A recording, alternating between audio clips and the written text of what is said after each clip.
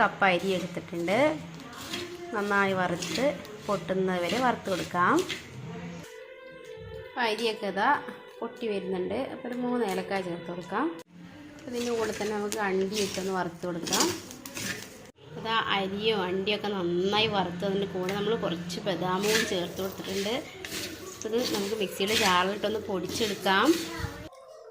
അല്പം ശർക്കര കൂടി ചേർത്ത് കൊടുക്കാം.